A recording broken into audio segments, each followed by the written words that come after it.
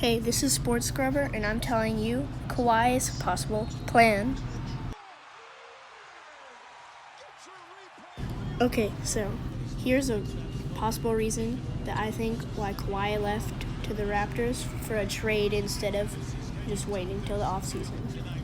One is that the Spurs could get good players out of DeMar DeRozan and Jakob Poeltl, and then when Kawhi goes to Toronto, he could win that championship like he just did.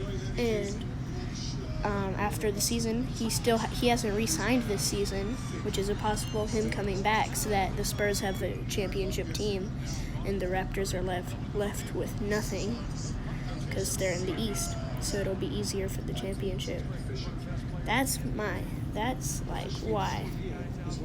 But I feel like even if that's not true, that Danny Green is gonna re-sign with the Spurs. Because if you saw some Spurs games this season, they had ovation for Danny Green with a whole video. So I think he's going to come back.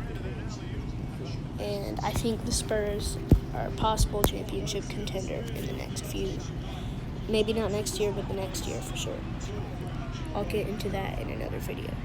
But Kawhi, if he comes back, that was his whole plan the whole time. Because he never bought anything in Toronto, no property, and he hasn't re-signed. And he hasn't said anything about re-signing. So I think this is a possible idea for Kawhi. Or he could just be going to freaking LA with LeBron and do nothing there because LeBron is a little overrated now that he's older. But I'll get into that later. But yeah, I think this is Kawhi's possible plan. See you next time. This is Sports Scrubber, and I'm signing off. Locked in here in the first half.